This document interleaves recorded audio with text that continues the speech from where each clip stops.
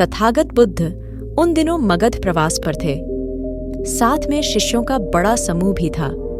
प्रतिदिन बुद्ध के प्रवचन होते, जिनका लाभ लेने के लिए बड़ी संख्या में लोग आते।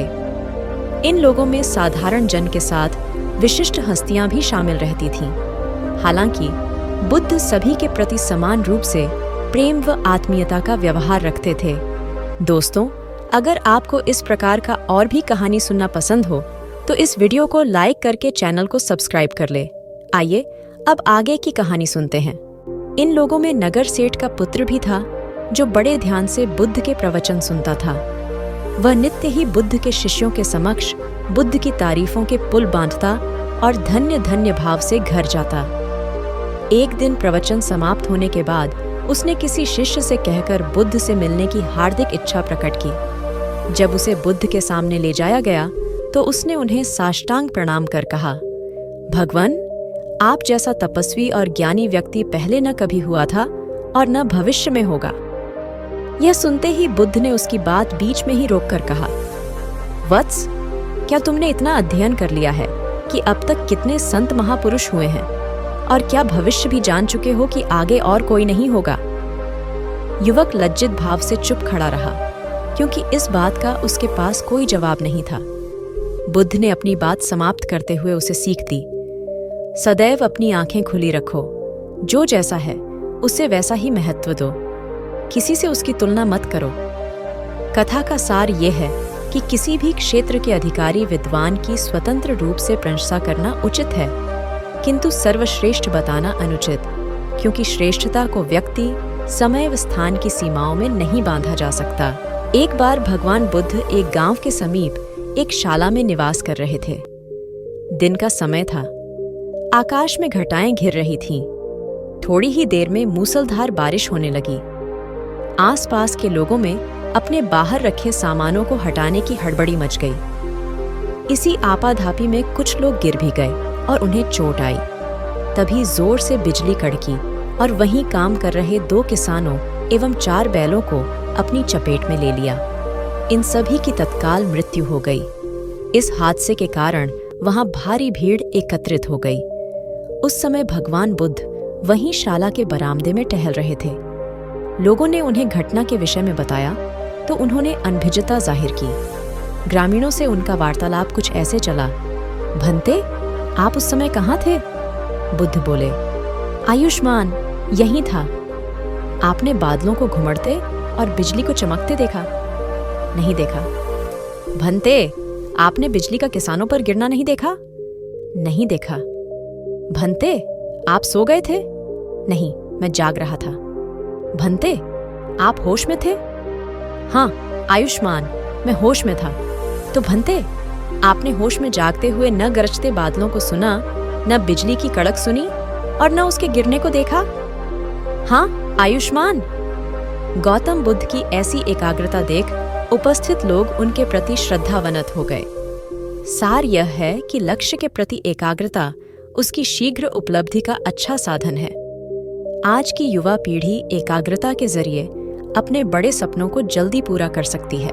बुद्ध का एक शिष्य उनका उपदेश सुनकर भिक्षु हो गया। वह एक दिन नगर में भिक्षा मांगने गया। नियम था कि 3 घरों में भिक्षा मांगी जाती थी। बुद्ध के लगभग सारे शिष्य युवक थे। ये भिक्षु युवक भी शरीर से गठीला और सुंदर था। एक तो वह यौवन के रंग में रंगा हुआ था, अर्थात तन में आकर्षण था। दूसरा मन पवित्र था, अर्थात मन में ईश्वरीय शक्ति भरी हुई थी। जिसका तन और मन दोनों सुंदर है, वह परमात्मा के निकट है। वह भिक्षु एक घर के सामने भिक्षा मांगने के लिए रुका। वह मकान वासवदंता नाम की एक वेश्या का था। वह भिक्षु की आवाज सुनकर तुरंत बाहर आई और द्वार पर देखा कि एक सुंदर नौजवान जिसका शरीर गट्ठा हुआ है एवं उसका मुख एक अलौकिक आभा से युक्त है। उसको देखकर ऐसा लग रहा था कि वह भिक्षु युवक शांति और आनंद में डूबा हुआ है। वेश्या उसे देखकर हैरान रह गई, जबकि वह स्वयं भी बहुत सुंदर थी। सारा वैशाली नगर उसके पीछे घूमता था कि वह हमको स्वीकार कर ले, हमसे विवाह कर ले, पर वह किसी को भी स्वीकार नहीं करती थी। उस बलिष्ठ और सुंदर नौजवान भिक्षु को देखते ही वासवदंता उसे अपना दिल दे बैठी। उसने भिक्षु से कहा, घर के भीतर आओ, तनिक बैठो। भिक्षु ने इनकार कर दिया। देवी, मैं अभी नहीं आ सकता हूँ। वेश्या ने कहा, भिक्षु कभी इनकार नहीं करते, कोई बुलाए तो जाना चाहिए। मेरे भवन के भीतर आओ। हे भिक्षु, अगर भीतर आओगे तो कुछ न कुछ तो पाओगे ही। भिक्षु ने कहा, अगर कुछ देना है तो द्वार पर ही दे दो। उस वेश्या का दिल और दिमाग उस युवक के आकर्षण में बिल्कुल डूब चुका था। उसको कुछ सुनाई ही नहीं पड़ रहा था। वह भिक्षु कुछ क्षण रुककर आगे की ओर बढ़ गया। दासी ने आकर कहा, अब द्वार पर कोई नहीं है, भीतर चलो। वासवदत्ता की तंद्रा टूटी। वह बहुत दुखी और पीड़ित हुई। जब स्त्री के प्रणय निवेदन को कोई पुरुष ठुकरा देता है तो उसकी हालत बड़ी खराब हो जाती है। वासवदत्ता ने अपने जीवन में एक ही बार एक ही पुरुष के प्रति लगाव रखा था। उसने भी इनकार कर दिया। दिल टूट गया। उसने नृत्य बंद कर दिया, गाना बंद कर दिया। जो दिन भर मुस्कुराती थी और लोगों का मनोरंजन करती थी, वह सुंदरी वासवदत्ता बिल्कुल मौन हो गई। भवन के द्वार सबके लिए बंद हो गए। वह किसी से भी नहीं मिलती थी। कई धनाढ़ लोगों के निमंत्रण आते थे, आओ हमारे उत्सव में खुशियां बिखेर दो, किंतु वह इनकार कर देती थी। एकांत को उसने अपने जीवन का साथी बना लिया। दासी अच्छा अच्छा भोजन बनाती थी, पर उसकी भूख और प्यास को वह भिक्षु मानो सदा के लिए ले गया हो। वासवदत्ता को रात दिन वह भिक्षु याद आता था। वह बहुत कमजोर हो गई और बीमार रहने लगी। कहते हैं कि चिंता चिता से बड़ी होती है। चिता एक बार जलाती है और चिंता सदैव जलाती रहती है। वह कहीं आती जाती नहीं थी। एक ही स्थान पर लेटे लेटे उसके शरीर में कई जख्म हो गए। उसकी सुंदरता कुरूपता में बदल गई। अब उसे कोई देखना भी पसंद नहीं करता था। बहुत समय के बाद फिर वही भिक्षु उस नगर में पुनः आया। उसे मालूम पड़ा कि वासवदत्ता बहुत बीमार है, उसकी हालत बहुत खराब है। भिक्षु उसके द्वार पर गया। दासी ने जाकर कहा कि वही भिक्षु आए हैं।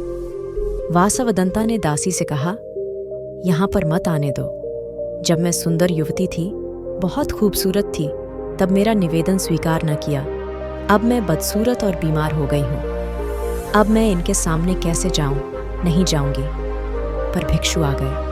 हे देवी, आज तुझे मेरी जरूरत है। उस समय तुमको मेरी जरूरत नहीं थी।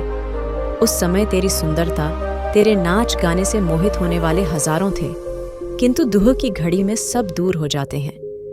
अब तू चिंता न कर, शर्मिंदा मत हो। मैं तेरे पास रहकर तेरी सेवा करूंगा। भिक्षु ने पवित्र भाव से उसकी सेवा की। वासवदत्ता की वासना मिट गई। उसका विवेक जाग उठा। भिक्षु उसे बुद्ध के पास ले गए। उसने प्रार्थना की, मुझे दीक्षा दो। बुद्ध से दीक्षा पाकर वह भिक्षुणी हो गई।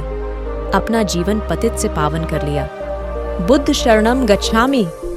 गौतम बुद्ध संन्यास ग्रहण कर चुके थे और उन्होंने अपना जीवन दूसरों की सेवा तथा जनकल्याण को समर्पित कर दिया था।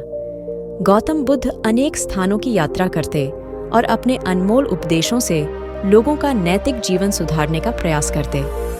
बुद्ध अनेक कथाओं और उदाहरणों के माध्यम से अपनी बात जनता के समक्ष रखते, जो सीधे उसके हृदय में उतर जाती। स्वयं अपना जीवन भी गौतम बुद्ध ने इतना आदर्श बना लिया था कि सादगी और समानता का वे प्रत्यक्ष उदाहरण बन गए थे।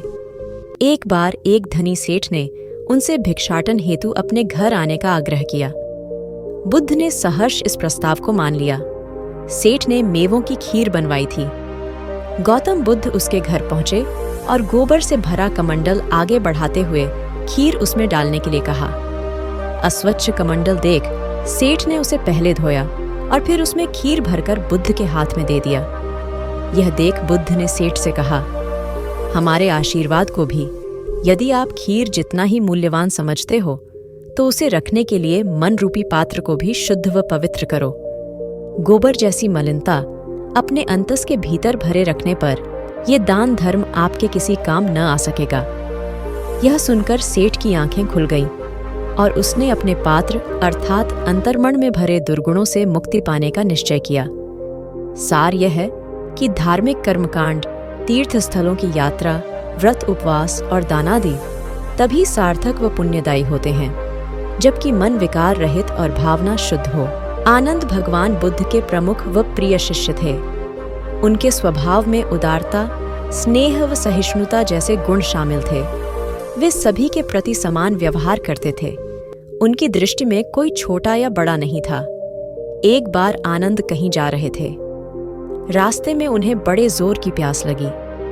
आसपास देखा तो निकट ही कुआं दिखाई दिया। वे वहां पहुंचे। कुएं से एक लड़की पानी भर रही थी। आनंद ने उसके पास जाकर कहा, बहन, मैं बड़ी दूर से आ रहा हूं। मुझे बहुत जोर से प्यास लगी है। कृपा कर पानी पिला दो। उनकी बात सुनते ही लड़की कांप उठी, क्योंकि वह अछूत जाति की थी। वह जानती थी कि किसी ऊंची जाति के व्यक्ति को पानी पिलाना उसके अधिकार क्षेत्र से बाहर है। वह निगाह नीची कर चुपचाप खड़ी रही। आनंद ने प्यास से व्याकुल होकर फिर कहा, बहन, तुमने सुना नहीं? प्यास के मारे मेरे प्राण निकले जा रहे हैं। मुझे पानी पिला दो। लड़की भयवश कुछ नहीं बोल पाई। जब आनंद ने बड़े स्नेह से उससे पानी न पिलाने का कारण पूछा तो वह बोली, मैं निम्न जाति की कन्या हूं। आपको पानी कैसे पिला सकती हूं? उसकी बात सुनकर आनंद ने कहा, बहन, मैंने तुमसे पानी मांगा है, जाति तो नहीं पूछी। आनंद की उदारता ने उस कन्या का भय दूर कर दिया और उन्हें पानी पिलाकर वह धन्य हो गई। कथा का सार यह है कि ईश्वर की दृष्टि सम होने के कारण उसने सभी मनुष्यों को समान शरीर, बुद्धि और भावना से नवाजा है। अतः अपने सृष्टिकर्ता के विरुद्ध जाकर मानव में भेद करना सर्वथा अनुचित है।